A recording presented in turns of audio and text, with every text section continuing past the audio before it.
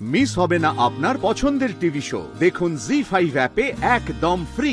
Sir, আমি একটা বিষয় আপনাকে মনে করাতে চাই। মেয়েরা হলো মায়ের জাত, তারা সবসময় রক্ষক, কখনোই ভক্ষক নয়।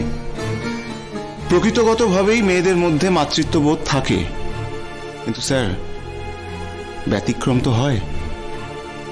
আর আমার মনে হয় এটা একটা ব্যতিক্রমী ঘটনা। Objection your honour.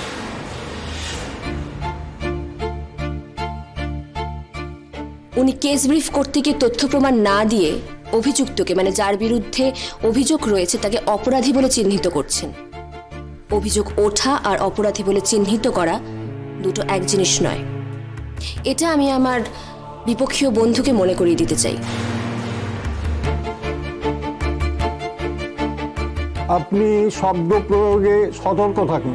আপনার কাছে কোনো তথ্য প্রমাণ আছে? Yes me Lord.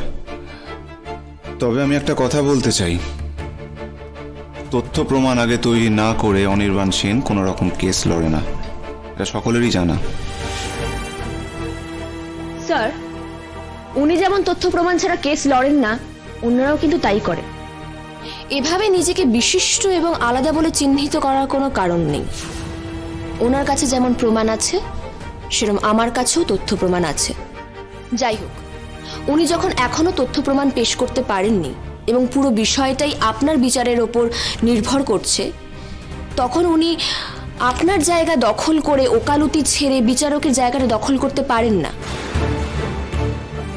এবং বিচারক হিসেবে আপনার যে কথাটা বলা উচিত সেটা উনি বলতে পারেন না।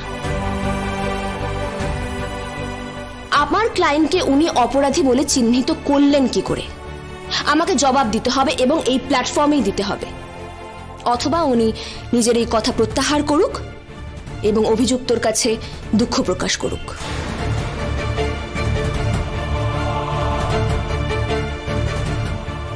বুঝতে পারছো তো, খেলাটা কিন্তু অতটা সোজা হবে না। বুঝতেই পারছি, এদের মধ্যে না একটা ইগোর লড়াই আছে।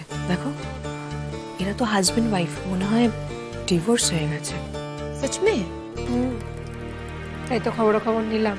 মাই গড, বহুত ইন্টারেস্টিং বাত আছে কিন্তু। হ্যাঁ, আমার না কিছু আর ইন্টারেস্টিং লাগছে না রে শীর্ষা। আমাদের শিমুলটাকে আমি এভাবে দেখবো, আমি কল্পনাও করতে পারিনি। আমার যে কি খারাপ লাগছে। আমাদের কি ভালো লাগছে বিপাশা দি? আমরা ইতনি বার ওর তরফ দেখছি, पर ও তো একবার भी इधर नजर দিচ্ছে না। হয়তো আমাদের দিকে তাকালেও আরো উইক হয়ে যাবে। আমাদের দিকে তাকালে উইক হয়ে যাবে কেন? বরং আমাদের দিকে তাকালে তো জোর পাওয়ার কথা। কি জানি কেন যে তাকাচ্ছে না। শতদ্রুর কাছে শুনলাম ও তো নিজেকে নির্দোষ প্রমাণ করতেই চায় না। ওর চাওয়া না চাওয়ায় কি যায় আসে বলো দেখি? ও না চাইলেই হলো।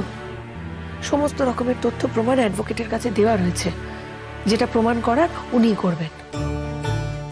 কিন্তু একজন মানুষের যদি নিজেরই বাঁচার ইচ্ছে না থাকে বিপাশা, তাকে কেউ বাঁচাতে পারে না। না, আমি শুনবো না, আমি মানবো না। বাঁচার ইচ্ছে নেই মানেটা কি? বাঁচার ইচ্ছে নেই বললে হবে?